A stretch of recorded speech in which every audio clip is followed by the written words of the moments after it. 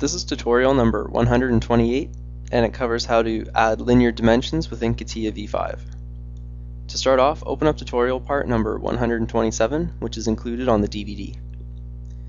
Now what we're going to go over is adding some basic linear dimensions, and what we're going to do is we're going to do some of them to this drawing right here.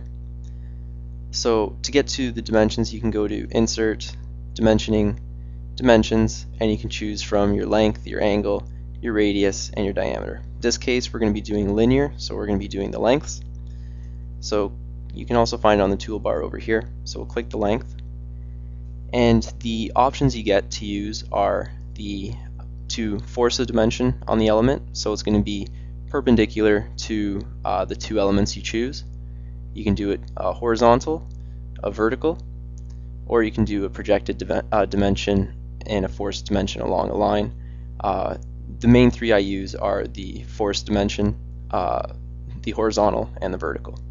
So what this does is it allows you to become very specific with what kind of dimension you're looking for, and you're going to get the result that you want. So to start off, to create a dimension, what you have to do is choose two lines or 2 points and create a dimension between them. So to do one, let's click the top line here, and let's click the line right here. And we can pull it out to the side, and you can see that it's 28. Now if you click on here, you're also able to pull this back to pull the lines back. Now when you're doing dimensions, you want to make it as close as you can without touching. So keep a little bit of a gap there. In this case, it's a little bit off because I didn't touch this line, I used this line. So let's just delete this and we'll do another one. So click the dimension, click this line here, and click this line here, and pull it out there. So now it's evenly spaced from the sides, and again you're still able to click and drag and pull these out. So you're able to click and drag these and just really move it to suit your needs and to suit the drawing. Now let's do one that's more on an angle. So we'll click the dimension, and we'll do the forced dimension again. We'll click this line here, and we'll choose this line here, and you can see that the dimension is on an angle. Now, do we want it on an angle? We're not too sure.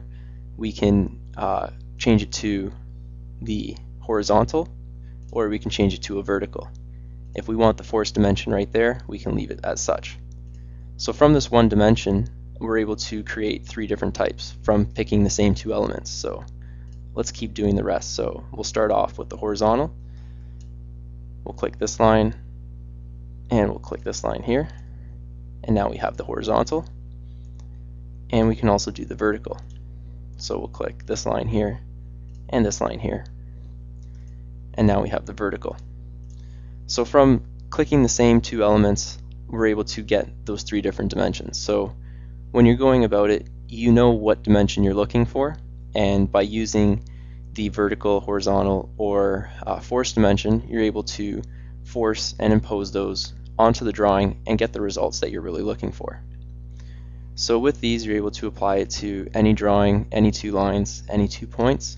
So you can just go around, click away at what you want, and you'll be getting your results. So that concludes our tutorial on the linear dimensions within CATIA v5.